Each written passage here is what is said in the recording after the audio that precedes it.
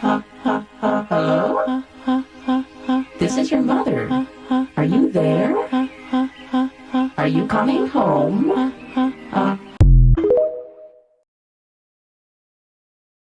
White liberals are all lives mattering Palestine, and they don't even see it. They can't even seem to make the connection. Because in the context of the Black Lives Matter movement, they seem to understand why all lives matter is a problematic sentiment. Because if you are looking at something through an anti-oppressive framework, we have to center the most marginalized. So obviously saying Black Lives Matter does not mean that all lives don't matter.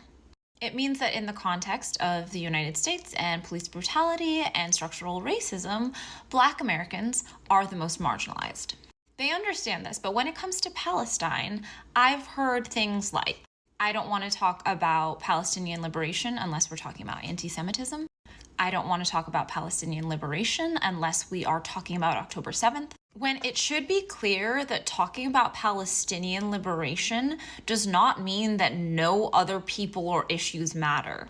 But when talking about Israel and Palestine, Palestinians are the most marginalized, oppressed, and violated group.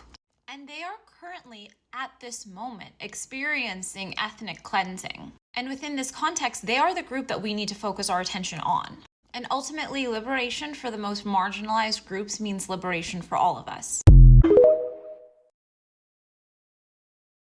If you haven't heard, Keith Lee, a wonderful human being who does food reviews, is visiting what is now known as Mesa, Arizona. And recently he posted his review of Hope's Fry Bread, a Navajo-owned restaurant. If you haven't seen the video yet, go watch it. I'll wait. Did you watch it? Wonderful. Because I'm going to share with you a little bit more about fry bread. Fry bread is literally one of the most popular foods you can enjoy on a Navajo Nation and college campuses. And there are so many ways that you can enjoy fry bread. And Keith Lee showed you 3 different ways to enjoy fry bread: a burger, a taco, and by itself. And when you have fry bread by itself, you can either enjoy it with some salt or some powdered sugar and honey, which is how I enjoyed mine. Yet, despite its popularity, fry bread is considered a survival food. Meaning, as far as we know, the creation of fry bread occurred because of the imprisonment of indigenous peoples, specifically the Navajo at Fort Sumner, which is now known as the Navajo Long Walk. The US military had my ancestors in prison in an area where food was very hard to grow. And so to prolong our imprisonment, the military provided us white flour, processed sugar, and lard, which were the early ingredients of what we know as today as fry bread. Today though, fry bread has become a symbol of community and resilience. Almost every vendor at a flea market or a powwow has fry bread listed as one of their products. And Native students on college campuses use fry bread to build community, sometimes known as fry bread socials. So if you have the chance, enjoy some fry bread. You won't regret it. Maybe you will, but that's not the point. Thank you for listening, and I hope you have a beautiful day. Remember, take care of yourselves, okay? Long COVID or are immunocompromised or have other, autoimmune disorders, and COVID will continue to affect them for a long time. There's a widely held idea that there's a group of vulnerable people that have to take COVID seriously, but that the rest of people, if they don't fall in the category of immunocompromised or having long COVID or elderly, you can just pretty much ignore it. It's just like a cold or flu. Now, aside from being cruel and abandoning a ton of people, a huge swath of society, it's also incorrect, and I think it stems simply from the fact that most people know very little about COVID and don't really understand what it's doing in their body, how it works. They don't know the first thing about it, to be honest. And one way I can prove that is that if I said, what cells does COVID infect? What is it doing in your body? Most people have absolutely no idea. It's not really their fault. Public health is supposed to tell them that. But most people would tell you, I don't know, or it infects your respiratory system. And that's not true.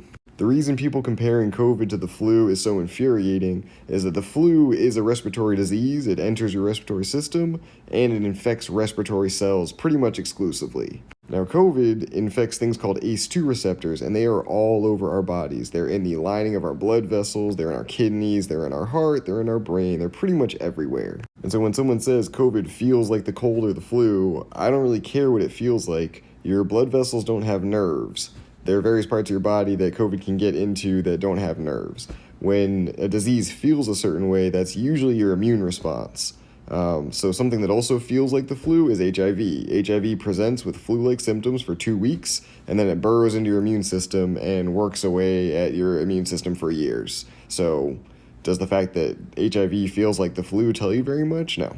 Like HIV, COVID has various ways of dampening our immune system. So another thing people say is, I barely felt anything. Well, great. Either your system fought it off very quickly and effectively, or if you don't feel very much, it's because your immune system is not revving up and not fighting it. So people are, especially young, healthy people, in quotes, are drawing this conclusion of, I keep on getting this disease repeatedly and it doesn't feel that bad, I must be fine. And what's really happening is that every single time it's like Russian roulette. It may be causing organ damage, it may be messing up your blood vessels, it may be impacting your brain. And every single time is like a roll of the dice. And this is not something you can just roll the dice nonstop. And people are getting COVID 5, 6, 7, 8, 9, 10 times. There is a point at which long COVID is almost certain. If you get COVID 12 times or 15 or 20, there's just no way it's good for you. Think about rewind pre-pandemic. If someone said, I've had the flu 20 times in the last 20 years, you would be alarmed. And that's kind of a story that a lot of people are going to have. They're going to say, yep, I had COVID 8 times in the last 10 years.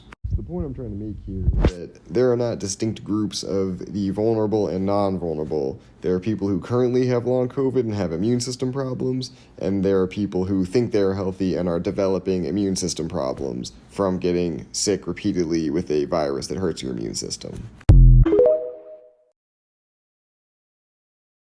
In 4G autos, drilling shit like Chicago. This semi-auto, pop his ass like a bottle. Sipping Moscato, bullet with bunch of models. What would you say your outfit is coded? Matrix tranny coded, as always. Love the it. vibe. I don't know, I'm kind of leaning into like my scene kid era when I was younger, so I think it's like a little bit of scene meets like, I don't know, like gothic kind of vibes, but like feminine. I think like just standing on business. I think that's what it's coded. I'm standing on business. Yeah. Very business core, yeah.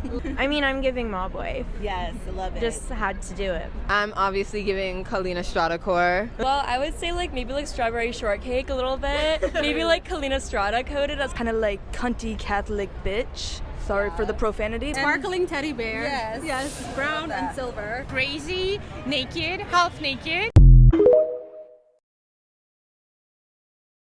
You want to know how you can tell a woman is a full-blown feminist? She uses the term victim blaming. You think women should dress more modestly in order to not attract predatory attention from horny men? You're a victim blamer. I just need you to shut the fuck up, cause nobody asked you, bitch. I need you to shut the fuck up, bitch. Shut the fuck up, bitch. Just shut the fuck up, bitch. Shut the fuck up, bitch. Bow, bow. Shut the fuck up. Shut the fuck up. Bow, bow. Shut the fuck up. Shut the fuck up. Bow, bow. Shut the fuck up. Shut the fuck up. Bow, bow. Remember that YouGov study where they found out that most Americans think that 20% of the country is transgender? And on average, people tend to overestimate the size of like any minority group, right? One of the theories as to why this is how much these things are talked about in the media, right? And that makes sense, right? Like there's an entire posting about trans people industrial complex, right? An entire ecosystem online dedicated to posting about trans people that wasn't really around before 2020, right? You'll see conservatives post something about how like they're terrified to go to the bathroom because there might be a trans person in there. Like they literally think that trans people are everywhere, and trans people are everywhere, but not like everywhere. Like trans people are not so common that you are guaranteed to see a trans person if you go out in public. Like 1 to 2% of the population is trans. But we occupy huge space in a lot of people's heads because we are talked about so frequently. So now let's get to the actual point of this video. Let's talk about COVID and long COVID. The common denominator among people who are COVID conscious is that people who are COVID conscious read about COVID a lot. I would say that given the scale of COVID and the scale of long COVID, it is actually justified for it to take up a lot of space in our brains. It is not justified for trans people to take up as much space in conservative brains as we do. But it does make sense for COVID because COVID actually is everywhere. Between November 1st and March 1st, like 1 out of 3 Americans got COVID, right?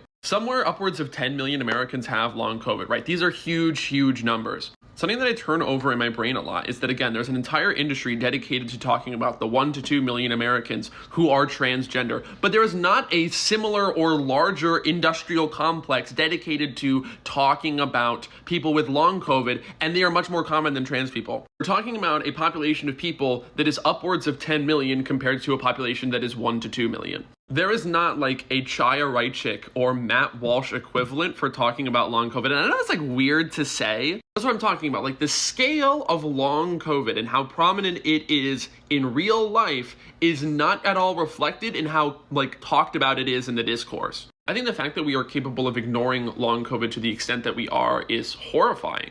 When I read about the early AIDS epidemic and they talk about how horrifying it was that people were being ignored, it was like 10,000 people, 100,000 people. We're ignoring millions, like tens of millions. Like worldwide, hundreds of millions of people are going to need long-term care because of COVID. Like if people with long COVID were a sovereign nation, it would be one of the largest nations on earth. And this is where I kind of get to my point about everything being interconnected, right?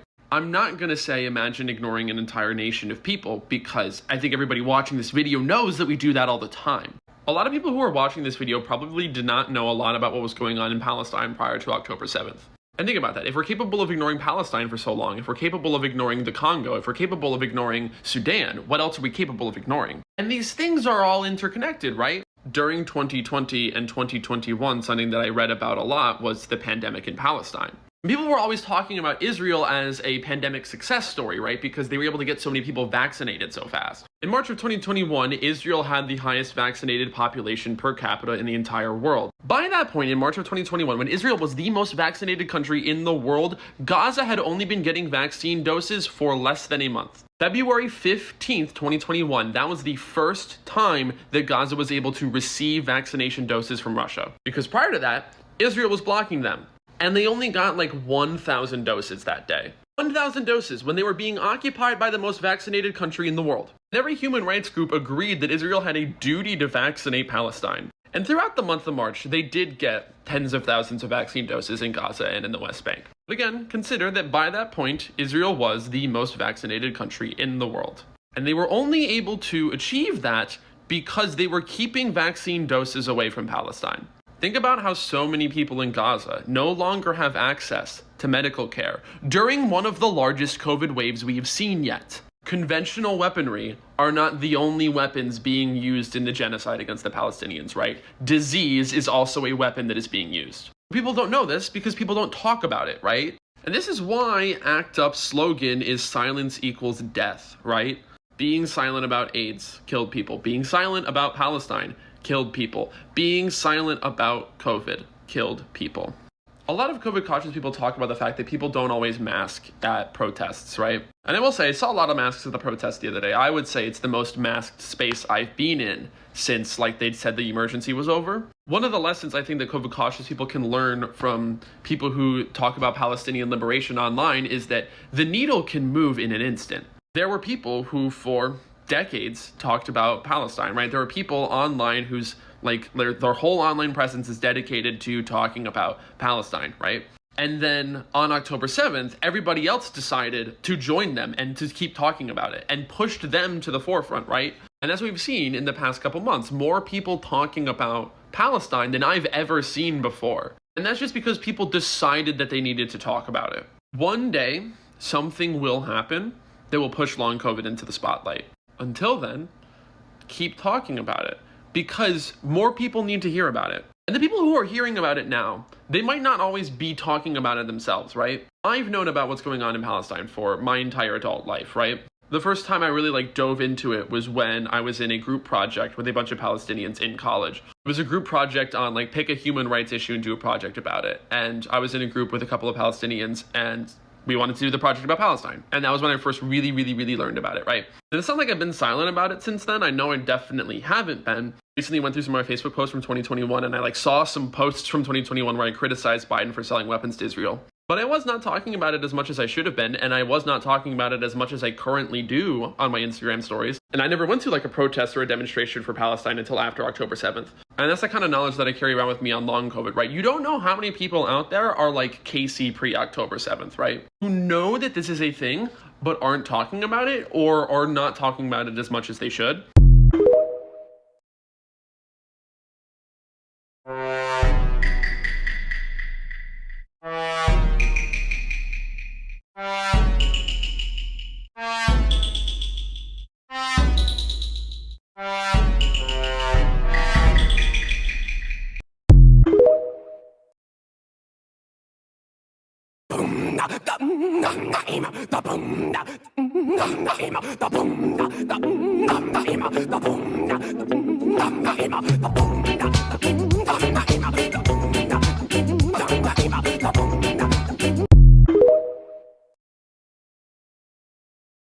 Okay, this is super hypothetical, but imagine if a lot of people went onto this Israeli real estate website that is going to be having 5 events to teach people how to become a settler. At this event, they'll be teaching people how to displace even more Palestinians and take more land in occupied Palestine.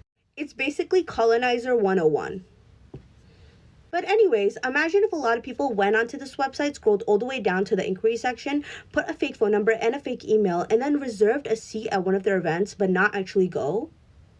I mean, I'm not suggesting it by any means. That is so messed up. What about the colonizers who want to go to this event and learn how to become a colonizer? That would be so mean to take their seat. Also, it would be so funny if people went into the inquiry section and just were posting random inquiries and then making videos about it on TikTok and sharing them. Oh, that'd be so funny. Totally hypothetical. This would not happen. I'm not suggesting it. I know someone who posted the entire script of the B movie in the inquiry section. She copied and pasted the entire script of the B movie. Hair accessories is just like parsley on top of food. It just makes it look pretty. And I'm using 2 ingredients, gold clips and beads. I was having some slight difficulties putting the beads on. And when I say slight, I mean a lot of difficulty. It was because the hair was too bulky at the end, but eventually I did it. And here I'm adding the gold clips over some of the rubber bands. I started to use a crochet hook to put on the rest of the beads. And it actually worked insanely well, like I was surprised. And the bead threader I was using before actually broke, so I had to improvise anyways. But at last, this is the final product. I really like how this came out. Sometimes accessorizing my hair is just therapeutic, but you can really do a lot with just some gold clips and beads. Honest question, genuine question. Why don't leftists care about masking? Why aren't supposed radical, socially conscious people, why aren't they masking? Like, we're in a full-on pandemic raging, disabling hundreds of thousands of people, if not millions. We care about liberation, but not for the disabled. I genuinely do not understand the dissonance. We claim to care about communal safety, but like not about community when it comes to a virus that's spreading and acts like HIV in a lot of ways. COVID, it's a damaging virus. It's truly a damaging virus. And the denial and the passivity of leftist people in masking, I can't grasp it, man. Our government has lied to us about everything, but they haven't withheld things about COVID. Like COVID's the thing that we can trust them on. I'm at a loss. I'm at a loss. I just don't get it.